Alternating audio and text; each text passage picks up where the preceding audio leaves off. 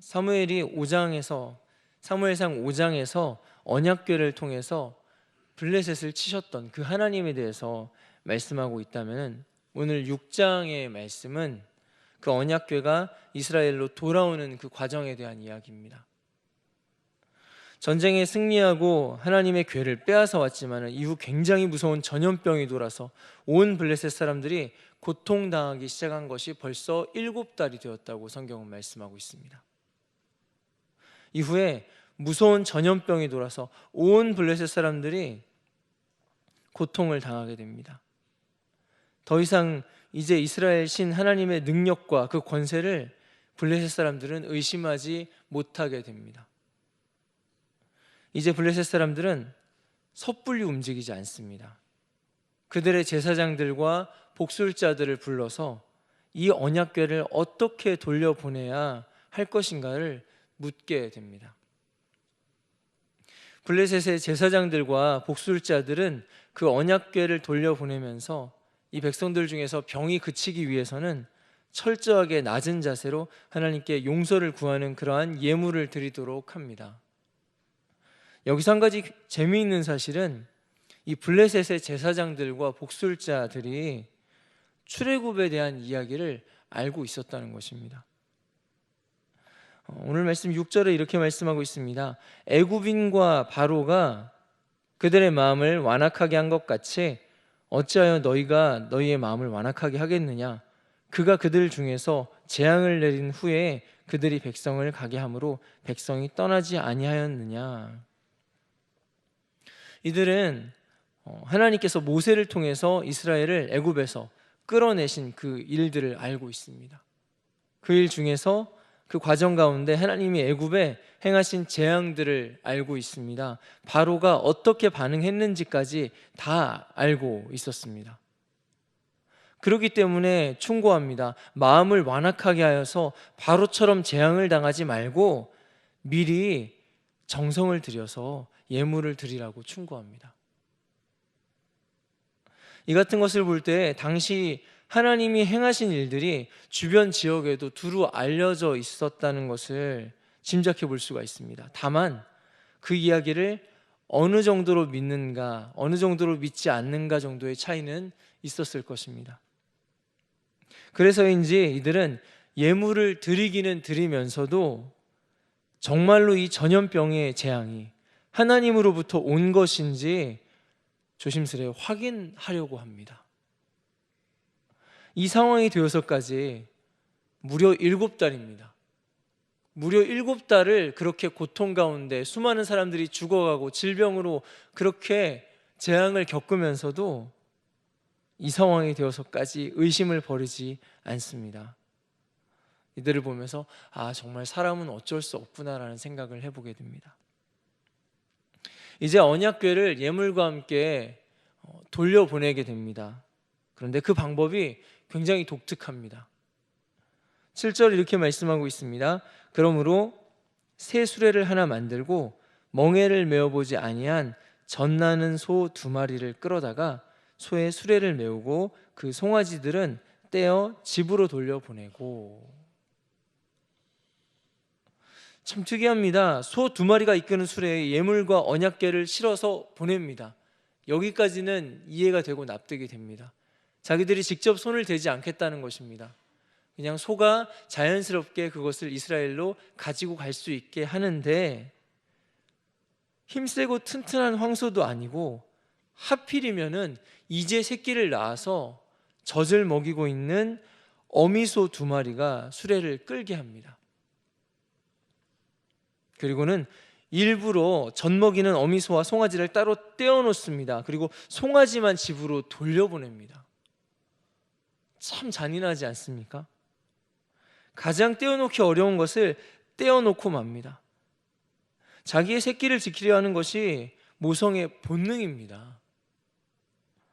송아지와 떨어진 이 어미소들이 무엇을 할까요? 당연히 자기의 송아지를 찾으러 가려고 하지 않겠습니까? 그런데 문제는 이 수레의 목적지가 그쪽이 아니라 머나먼 벳세메스로 가야 한다는 것입니다. 젖먹이는 어미소들이 송아지를 내버려 두고 벳세메스로 간다는 것은 자연의 순리상 절대로 불가능한 일입니다. 만일에 이 수레가 정말로 벳세메스로 간다면은 그것은 분명히 하나님의 역사라고, 하나님이 그렇게 이끄시는 것이라고 인정할 수밖에 없습니다. 그렇게 블레셋의 제사장들과 복술자들은 정말 이 전염병으로 블레셋을 친 것이 이스라엘의 신 하나님인가, 그것을 확인하고자 합니다. 그런데 그런 블레셋에게 하나님께서는 확실하게 답을 주십니다. 12절 말씀입니다. 암소가 벳세메스의 길로 바로 향하여 대로로 가며 갈대에 울고 좌우로 치우치지 아니하였고 블레셋 방백들은 벳세메스 경계선까지 따라가니라.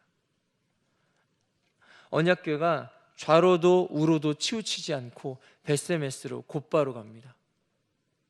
그리고 이 블레셋 방백들은 그것을 또 따라가서 끝까지 확인합니다. 그렇게 그 수레를 발견한 벳세메스의 레위인들은 이 언약궤를 다시 돌려보내주신 하나님께 감사의 제사를 드립니다. 특이하게도 오늘 말씀에 가장 중요한 역할을 하는 것은 소입니다. 말씀을 보면서 우리는 이 암소들이 하나님을 드러내기 위해서 쓰임 받았구나 하는 사실을 알 수가 있습니다. 그런데 해도 좀 너무한 것 같습니다. 하나님을 만방에 드러내려 하시는 것은 우리가 분명히 압니다. 하지만은 이 젖먹이던 송아지와 생이별을 한 어미소에게 송아지를 돌아보지도 말고 벳세메스로 가라고 합니다. 이때 어미소에게, 이 젖먹이던 어미소에게 송아지보다 귀한 것이 있을까요? 우리는 스스로에게 한번 물어봅니다. 하나님께서 나를 통해서 하나님의 영광을 드러내시고자 하시는데, 그것을 우리가 분명히 알겠는데 하나님께서 나에게 가장 귀한 것을 내려놓으라고 말씀하신다면은 여러분 순종하실 수 있겠습니까? 다시 12절 말씀을 살펴봅니다. 암소가 벳세메스의 길로 바로 행하여 대로로 가며 갈 때에 울고 좌우로 치우치지 아니하였고 말씀합니다. 갑니다. 가기는 가는데 울면서 갑니다. 새끼를 아끼는 그 어미의 본능, 그 이상으로 그 마음이 아팠을 텐데 울면서도 좌우로 치우치지 않고 벳세메스로 갑니다. 그 본능까지 이겨내면서 새끼들을 뒤로 하고 울면서 앞으로 가는 것입니다. 예물로 실은 금 독종과 금 쥐들의 무게도 무시 못할 정도로 무거웠을 것입니다. 힘겹게 그 길을 가는데 새끼에게 젖을 물리지 못하니까 젖이 점점 차서 퉁퉁 부어서 고통스러워졌을 것입니다. 그렇게 간신히 벳세메스에 도착했더니 레위인들이 기뻐하면서 이 암소들을 감사 제사의 제물로 드립니다. 정말 끝까지 다 드립니다. 아무리 주신 사명이라지만 정말 너무 가혹하지 않습니까? 여러분, 하나님이 주신 언약, 그 하나님의 말씀을 가지고 사명자로 살아간다는 것은 마냥 즐겁기만 한 길이 아닐 수도 있습니다. 그 말씀을 가지고 걸어가라고 부르시는 그 길을 따라가기 위해서 우리 인생에 가장 소중히 여기는 것을 뒤에 남겨두고 가야 할 수도 있습니다. 마음이 찢어지고 때로는 육신이 찢어지는 아픔을 겪을 수도 있습니다. 하지만 그래도 울면서 그 길을 가야 할 수도 있습니다. 차라리 언약궤를 내려놓고 그냥 수레를 엎어버리고 돌아가고 싶을 때도 있을지도 모릅니다. 하나님 말씀을 품고 살아가는 것이 너무 힘들고 아파서 말씀을 따라 살기를 포기하고 싶을 수도 있습니다. 어쩌면 이 땅에서 마지막 그 생명까지 주님께 드려야 할 수도 있습니다. 보기에 너무나 비참한 종말처럼 보일 수도 있습니다. 하지만 그것이 우리에게 주님이 부탁하신 십자가의 길입니다. 마지막 피 한 방울까지 남김없이 내어주시는 예수님께서 우리에게 부탁하신 십자가의 길입니다. 마태복음에 이렇게 말씀합니다.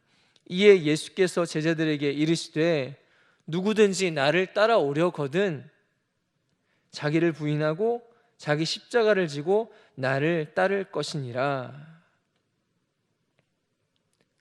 때론 너무 아프고 너무 고통스러워서 외면하고 싶지만은 사실 우리는 알고 있습니다. 십자가는 본질적으로는 고통입니다.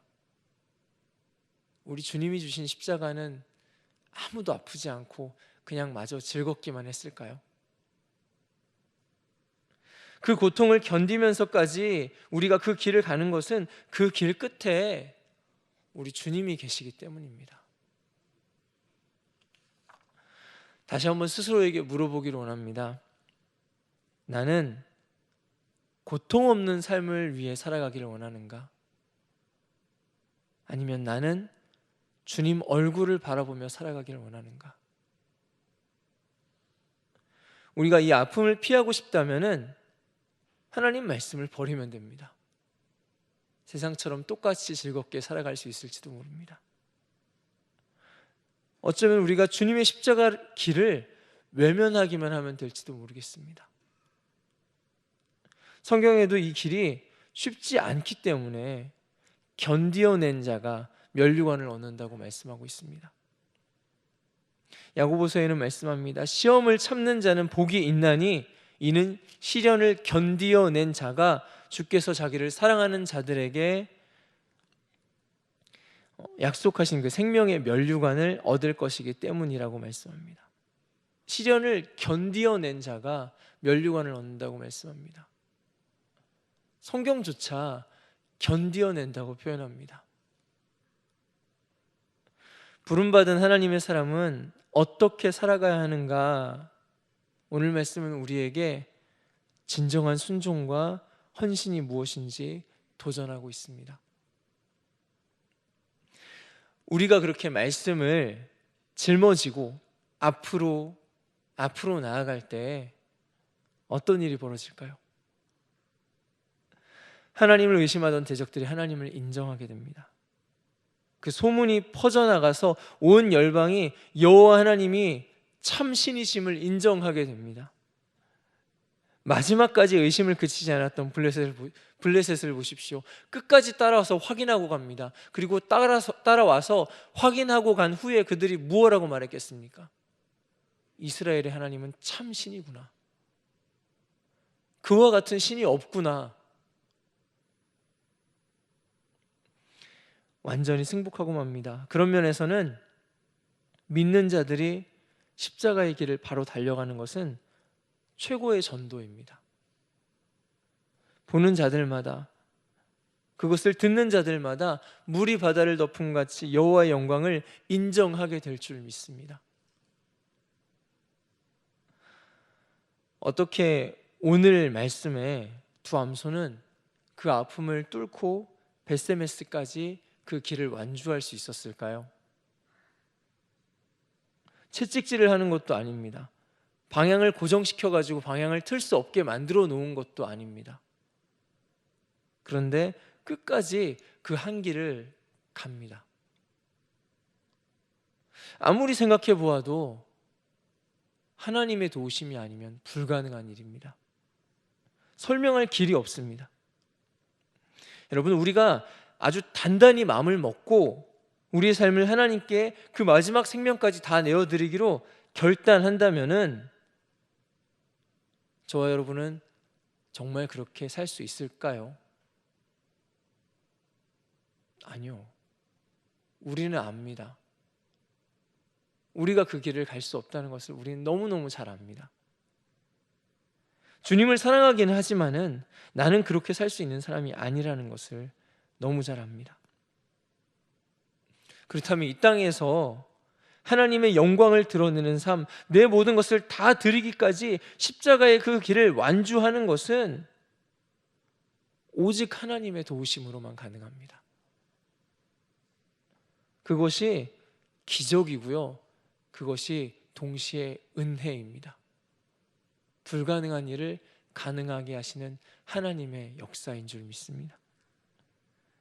내 힘으로는 불가능하지만 그 불가능을 가능하게 하시는 것, 바로 우리 하나님의 은혜인 줄 믿습니다.